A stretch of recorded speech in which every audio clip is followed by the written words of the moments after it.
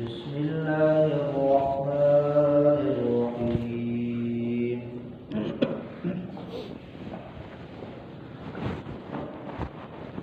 إنما الصدقات للفقراء والمساكين والعاملين عليها والمؤلفة قلوبهم وفي الرقاب والغارمين وفي سبيل الله وابن السبيل فريضة من الله والله عليم حكيم.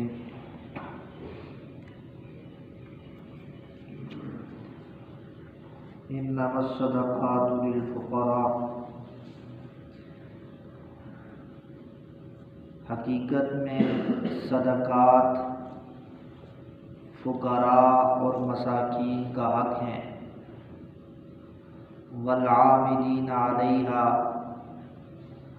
اور ان اہلکاروں کا حق ہے جو صدقات زکوٰۃ جمع کرنے پر مقرر ہیں،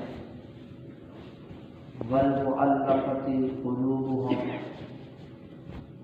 اور ان لوگوں کی دلداری اور دلجوئی کے لیے ان کو صدقات اور خیرات دینا جائز ہے، وفی الرقاب، اور غلاموں کے آزاد کرنے میں صدقات کا مال خرچ کرنا جائز ہے، والغارمین، اور وہ لوگ جو قرضے میں دبے ہوئے ہیں ان کے قرضے کی ادائیگی میں زکوٰۃ کا مال خرچ کرنا جائز ہے، وفی سبیل اللہ، اور اللہ کے راستے میں، وابن السبیل، اور مسافر پر بھی خرچ کرنا جائز ہے، فریضۃ من اللہ، اللہ کی جانب سے یہ فریضہ ہے، اور اللہ علم والا حکمت والا ہے۔ پارہ نمبر 10 سورۃ التوبہ، آیت نمبر 60 آپ حضرات کے سامنے بما ترجمہ تلاوت کی ہے۔ اس سے قبل آپ نے یہ بات سماعت کی تھی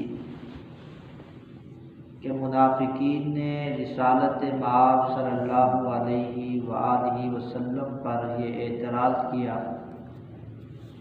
کہ معاذ اللہ پیغمبر صلی اللہ علیہ وسلم تقسیم میں عدل و انصاف نہیں کرتے۔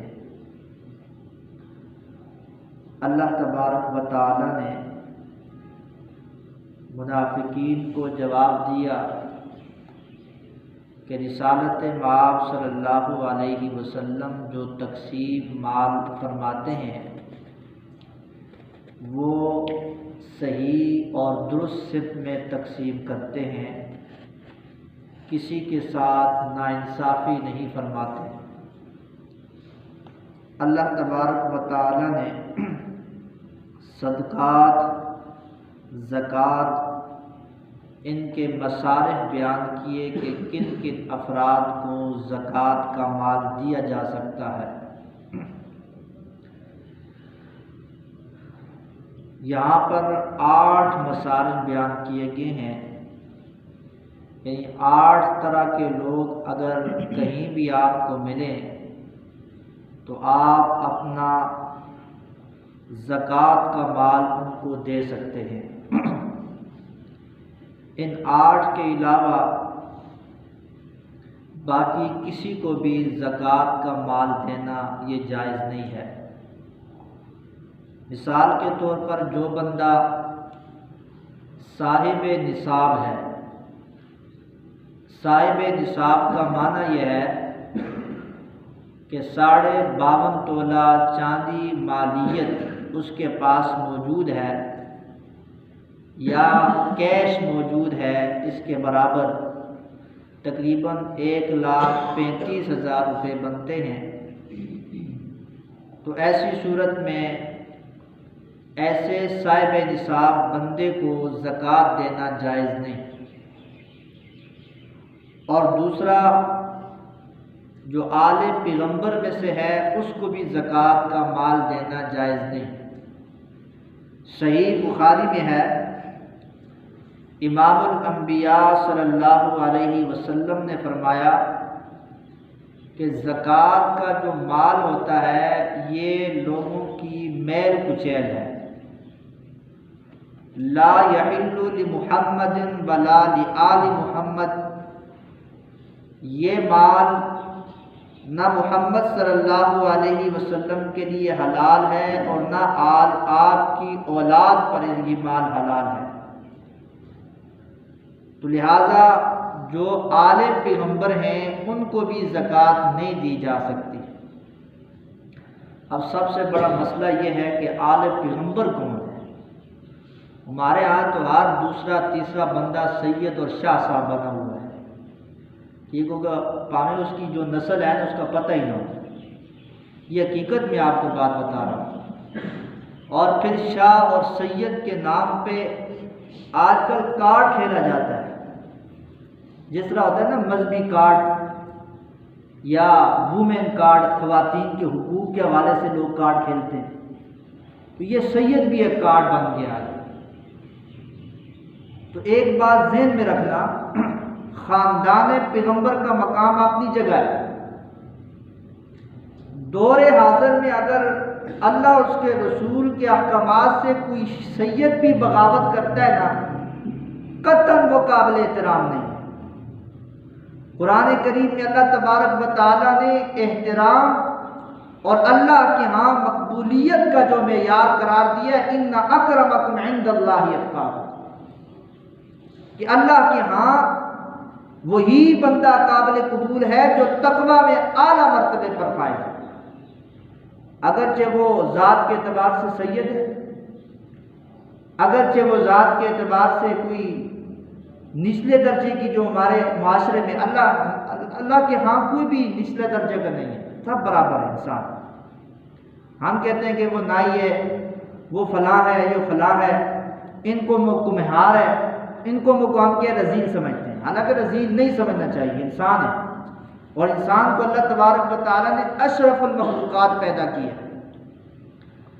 تو اس لیے جو بندہ تقوی میں، ایمان میں اعلیٰ مرتبے پر فائز ہوگا، اگر وہ نسل کے اعتبار سے، اگر وہ نائی ہے، کمہار ہے، کوئی بھی ہے، وہ اللہ کے ہاں عظیم انسان ہے۔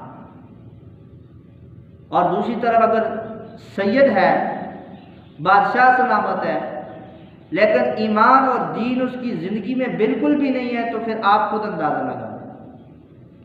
حضرت نوح علیہ السلام کا سگا بیٹا، آپ کا لخت جگر، آپ کی نظروں کے سامنے طوفان نوح میں غرق ہو رہا ہے۔ پارہ نمبر 12 میں اللہ فرماتے ہیں انہ عمل غیر صالح، نوح یہ آپ کا بیٹا نہیں ہے کیونکہ اس نے آپ پر ایمان نہیں لایا۔ اللہ کی توحید کا اقرار ہے۔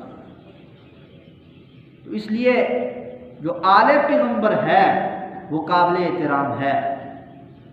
اور پھر فی زمانہ آل پیغمبر میں جو حقیقی معنوں میں، سید تو وہ ہوتے ہیں نا، شاہ صاحب وہ ہوتے ہیں کہ جس کے چہرے کو دیکھ کر بندے کو جو ایمان تازہ ہو جائے۔ سمجھ آ گئی؟ ایک بندہ پوری زندگی نہائے نہ دھوئے نہ مسجد میں کبھی نہ آیا ہو اور اس کو دینی مسائل اور احکامات کا علم ہی نہیں ہے، بنیادی دین کا پتہ نہیں ہے، تو آپ خود اندازہ فرمائیے کون سا انصاف ہے۔ تو اس لیے پیغمبر صلی اللہ علیہ وسلم کی جو اولاد ہے، حضرت حسنین کریمین رضی اللہ تعالیٰ عنہ، یہ سیدہ شباب اہل الجنہ، یہ جنتیوں کے جو نوجوان جنتی ان کے سردار ہوں گے، یہ ہمارا ایمان ہے۔ اور ان کی اولاد جو آگے نسل چلی ہے وہ ہمارے ایمان کا حصہ ہے، لیکن جو لوگ دین اسلام پر قائم نہیں ہیں وہ ہمارے لیے کسی قسم میں قابل حجت نہیں ہے۔ یہ بات ذہن میں، ہمارے یہاں اتنی جہالت ہے نا، تو یہ سمجھتے ہیں کہ بھائی بس سید نام لگ جائے تو بندہ بہت احترام والا ہو جاتا ہے۔ ٹھیک ہے، احترام ہے، احترام کا میں انکار نہیں کرتا، لیکن جب بندہ اللہ اور رسول کے احکامات سے بغاوت اختیار کرے پھر کون سا قابل احترام؟ اب بھائی سید کون ہے یہ بات ذہن میں رکھنا، بات آگے نکل گئی۔ سید کون ہے؟ سید ہر بندے کو سید کہنا جائز ہی نہیں۔ محققین اور محدثین فرماتے ہیں کہ سید وہی بندہ اپنے ساتھ لگائے جو حضرت حسن حضرت حسین کی اولاد سے ہو، ادروائز دیگر جو لوگ ہیں، مثال کے طور پر حضرت عباس کی اولاد، حضرت جعفر رضی اللہ تعالیٰ عنہ کی اولاد جو اپنے آپ کو جعفری کہتے ہیں، اور عباس کی اولاد والے اپنے آپ کو عباسی کہتے ہیں، اور حضرت عقیل کی اولاد، یہ پہلی جو ہے نا یہ چار لوگ ہیں جو شاہ ہیں، اولاد پیغمبر بھی جن کا شمار ہوتا ہے۔ نمبر ایک حضرت علی کی اولاد، خواہ وہ حضرت فاطمہ کے بطن سے ہو یا دیگر خواتین کے بطن سے ہو، لیکن اولاد کس کی؟ علی کی ہے۔ نمبر دو حضرت عباس، ان کی اولاد یہ عباسی کہلاتے ہیں، تو یہ بھی آل پیغمبر میں۔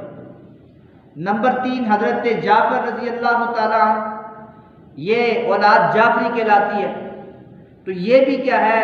اولاد پیغمبر میں شامل ہے۔ نمبر چار حضرت عقیل رضی اللہ تعالیٰ عنہ، ان کی اولاد بھی آل پیغمبر میں ہے۔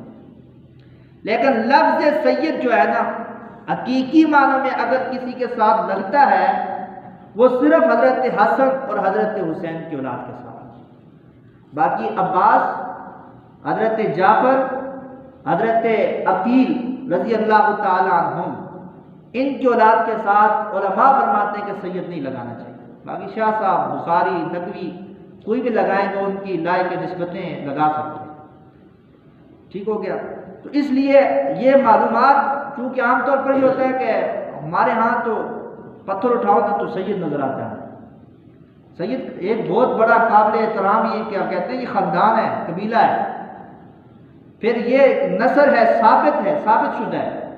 سمجھ آ گئی؟ ہر بندہ، آج کل لوگ، کئی ایسے لوگ میں نے اپنی زندگی میں دیکھے ہیں کہ جو سید نہیں ہوتے ہیں باہر جا کے اپنے آپ کو سید کہلاتے ہیں۔ گاؤں میں کہیں اور اس کا ہوگا، لیکن کہیں دوسری جگہ جس سیٹ اپ میں وہ کام کر رہا ہے ادھر اپنے آپ کو وہ شاہ صاحب کہلاتا ہے۔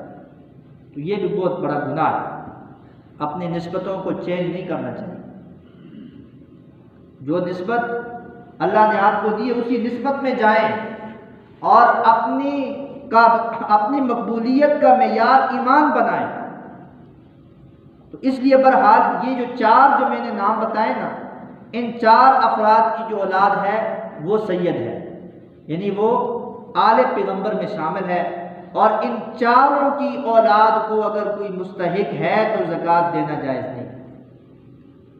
اب یہ جو حضرت علی کی دیگر اولاد میں سے حضرت اون کی اولاد ہے، حضرت محمد بن حنفیہ ان کی اولاد ہے، تو بعض لوگ کہتے ہیں کہ یہ آوان جو ہیں، اگر آوان واقعی محمد بن حنفیہ کی یا حضرت اون کی اولاد میں سے آ رہے ہیں تو پھر ان کو بھی زکوٰۃ دینا جائز ہے۔ ٹھیک ہے، یہ کیونکہ پھر اولاد پیغمبر میں سے آ جائے گا، خاندان پیغمبر میں سے یہ شامل ہو جائیں گے، تو پھر ان کو بھی زکوٰۃ دینا جائز نہیں ہے۔ پھر عام طور پر لوگ کہتے ہیں کہ بھائی سید بسا اوقات اتنا حاجت مند ہوتا ہے تو اس کو زکوٰۃ نہ دیں تو پھر گزارا نہیں ہے اس کا۔ تو یاد رکھنا یہ جو زکوٰۃ ہے نا وہ 1/40 ہے، یعنی 40 روپے میں سے آپ نے 1 روپیہ دینا ہے، 1 روپیہ دینا ہے۔ تو یہ جو 1 روپیہ ہے نا، یہ 1 روپیہ میل کچیل ہے، تو یہ 1 میل کچیل ہی آپ نے سید کو دینی ہے، خاندان پیغمبر کو دینی ہے۔ اس پہ شرم آنی چاہیے بندے کو۔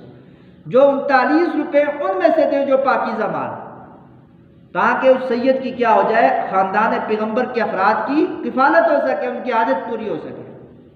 تو ہم جو رشتہ داری بھی پالتے ہیں نا وہ بھی زکوٰۃ کے مال پہ، اور تعلق بھی اگر نبھاتے ہیں نا وہ بھی زکوٰۃ کے مال پہ۔ انشاءاللہ اس میں ڈیٹیل بیان کروں گا۔ لوگ پوچھتے ہیں کہ بھائی میری بہن ہے، میرا فلاں ہے، اس کو زکوٰۃ دینا جائز ہے؟ وہ بیچاری جو ہے نا مستحق ہے، تو ہم یہاں ٹھیک ہے رشتہ داروں کو دینے میں دو اجر ہے، ایک آپ زکوٰۃ دے رہے ہیں اور دوسرے نمبر پر آپ صلہ رحمی قائم کر رہے ہیں، اس پہ ڈبل ثواب ہے۔ لیکن ہم کیا کرتے ہیں، اپنا رشتہ مزید نبھاتے ہیں زکوٰۃ کا مال دے کر، بتاتے بھی نہیں کہ بھئی یہ زکوٰۃ ہے۔ اس لیے یہ انشاءاللہ تفصیل کے ساتھ میں یہ مصارف بھی آپ کے سامنے بیان کروں گا۔ تو بہرحال میں نے یہ بات کا خلاصہ یہ ہے کہ خاندان پیغمبر کو زکوٰۃ دینا شرعاً جائز نہیں ہے، اللہ کے پیغمبر صلی اللہ علیہ وسلم نے واضح طور پر منع فرمایا ہے۔ اگر ان کے ساتھ اگر حاجت مند ہے خاندان پیغمبر تو ان کو آپ اپنے پاکیزہ مال میں سے تھوڑا بہت ان کے ساتھ آپ تعاون کریں، اللہ آپ کو اجر دے گا۔ اور اس کے علاوہ جو لوگ صاحب نصاب ہیں تو صاحب نصاب کو بھی زکوٰۃ نہیں دینی۔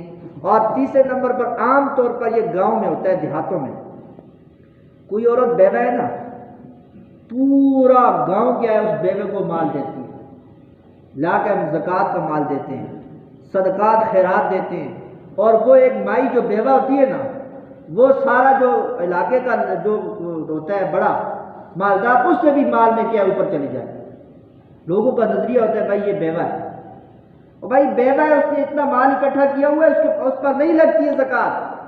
لوگوں کی حالت چیک کرنی چاہیے کہ بھائی اس کے پاس ہے کچھ یا نہیں ہے۔ بس بیوہ کے نام پہ لوگ ہر بندہ لا کے دے رہا ہے جی، جمعرات پہ بھی لا کے دے رہے ہیں، اس کے عید الفطر پہ بھی لا کے دے رہے ہیں، عید الاضحیٰ پہ بھی دے رہے ہیں، تو اس طرح نہیں دینا چاہیے۔